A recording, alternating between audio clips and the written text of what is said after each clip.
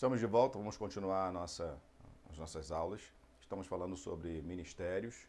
Deus capacita aquele que decide fazer parte. Estamos falando do servir, do serviço, literalmente, do servir dentro do ambiente da família de Deus, que não fica só restrito a esse ambiente, mas que se expande, se espalha, influencia e acaba intervindo em outras realidades da própria comunidade, né? Então vamos lá.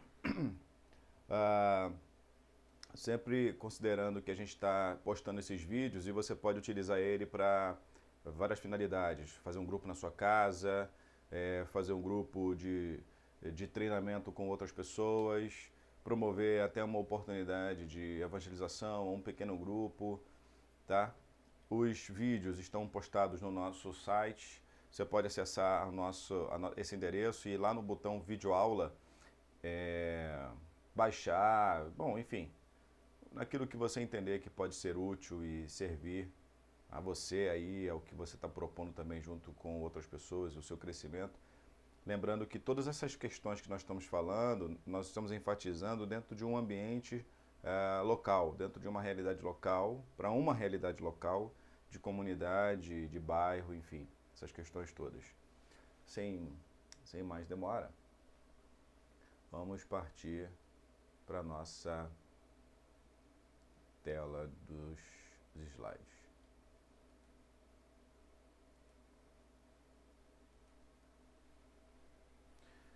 Aula 4, estamos no mesmo objetivo, né, o compromisso com o ministério pessoal. Nós estamos enfatizando essa realidade, esse compromisso com o ministério pessoal e descobrindo o meu ministério, né, o que a gente está enfatizando. Quero já iniciar com um texto.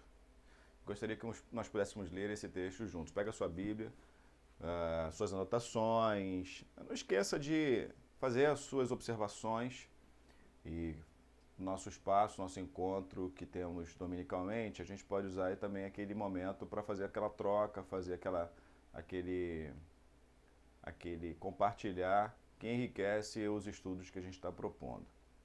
Romanos 12, do verso 1 ao verso 8, pega a sua Bíblia aí, aperta o pause, vai lá buscar a sua Bíblia, o seu material e vamos continuar.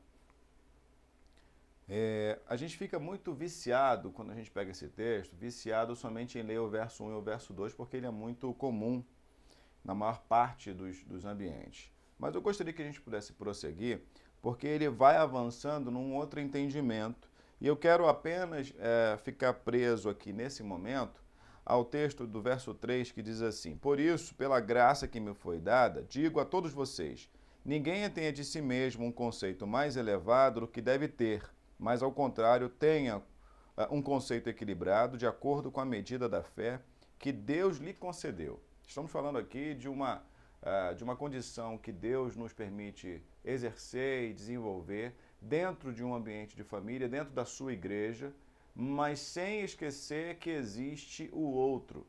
E que o fato de eu ter algum talento, alguma habilidade, aquilo baseado fundamentado pelo dom espiritual, não pode se sobrepujar sobre outras pessoas ou sobre qualquer outra pessoa, né? Assim como cada um de nós tem um corpo com muitos membros, e esses membros não exercem todos a mesma função, assim também em Cristo, nós que somos muitos, fomos formados um corpo, e cada membro está ligado a todos os outros. Primeira coisa que a gente está falando em termos de princípios do servir, a gente tem aí como primeiro ponto, né? Dedicar minha vida integral. Aí eu vou para o verso 1 do texto de Romanos 12, de 1 a 8, e eu vou entender o porquê que é vida integral.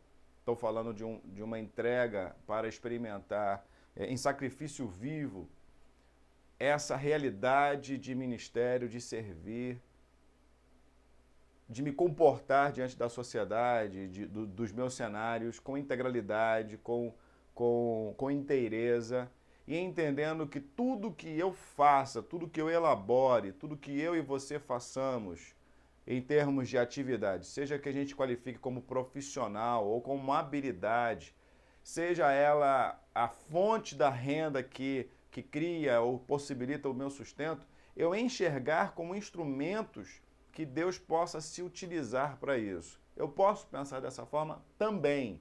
E me desligando daquela ideia que há uma vida espiritual, uma vida profissional, uma vida emocional, uma vida acadêmica, quando na verdade nós temos uma vida integral. Segunda coisa, a motivação é essencial. A motivação ela é essencial. Já falei aqui uma vez, vou repetir. Quando você perceber que a sua realidade de família de Deus é um peso, então há algo errado nessa relação, tá? Avaliar minhas forças, verso 3.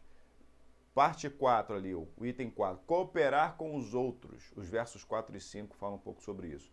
E tornando realidade os meus dons, os versos 6 a 8. Leia os textos, aperta o pause, compare essas palavras que a gente colocou, essas 5 palavras que a gente desenvolveu, vida integral, motivação essencial, né? Avaliar as minhas forças. O verso 3 fala assim, por isso, pela graça que me foi dada, a força pela qual a gente desenvolve o ministério é pela graça.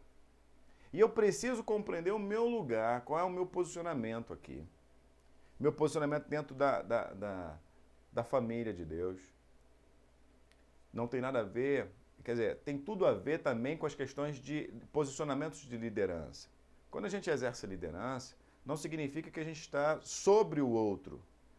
Na verdade, o estar em liderança, ele possibilita um momento de você ser considerado pelos teus outros pares, pelos teus outros irmãos, alguém que pode dar continuidade, alguém que pode criar influência no grupo, né, propiciar esse agrupamento, propiciar essa motivação, esse encorajamento coletivo.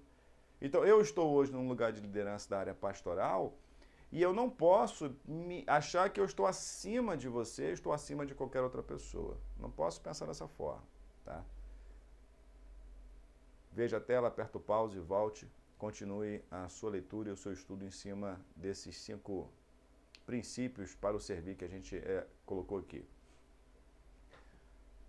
1 Coríntios 12, também nós não vamos ler ele todo, eu não vou ler ele todo aqui, você vai estudar ele todo, você vai ler ele todo, vai debruçar a sua reflexão, se você está em grupo agora aí, aproveita essa oportunidade para, junto desse grupo, fazer um momento de troca sobre esse texto. Esse texto está falando sobre os dons, a implicação que Paulo acaba fazendo uma comparação com o corpo e a realidade de família de Deus.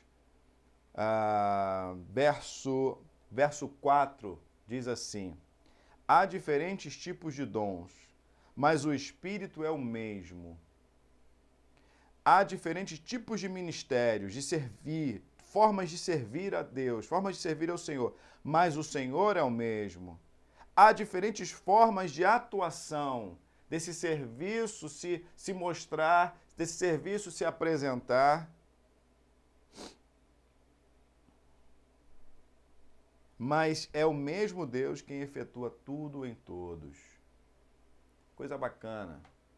Cada membro é um ministro do corpo de Cristo.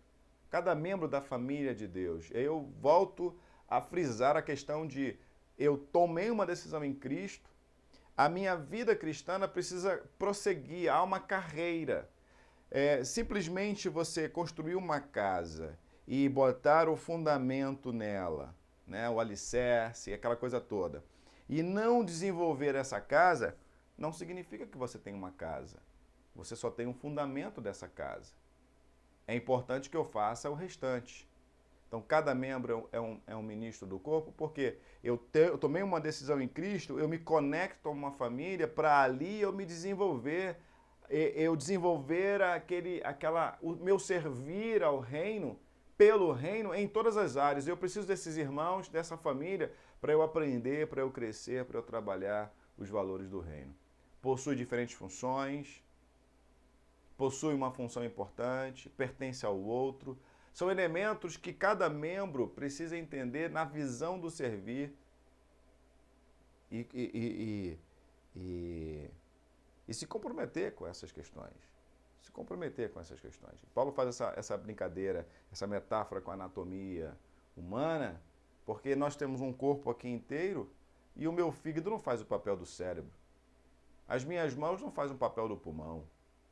E aí por diante. Como Deus me moldou para o ministério. A palavra ministério, eu já falei, vou repetir, ela está ligada ao serviço, servir. A palavra ministério é servir. Ministério não é um termo que bota você dentro de um ambiente de... Olha, eu sou o ministro.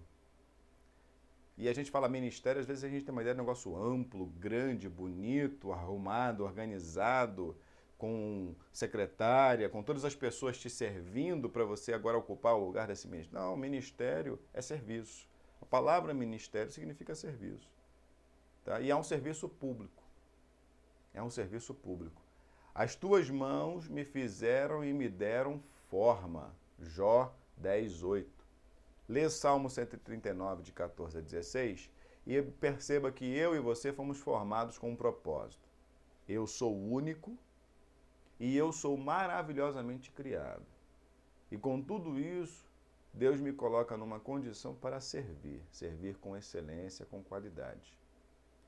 Espero que você possa estar tirando um tempo de reflexão sobre esse que a gente falou agora há pouco, sobre esses poucos minutos que a gente trocou. E eu quero orar pedindo ao Senhor que nos abençoe. Deus, conceda-nos a tua bênção e que teu Espírito Santo nos mobilize de tal forma a entender que podemos servir pela graça em Cristo Jesus. Em nome de Jesus, Pai, que a gente ora. Amém. Conto com você na próxima aula. Até o nosso próximo encontro, quando estaremos retomando as nossas aulas. Valeu, até o próximo momento.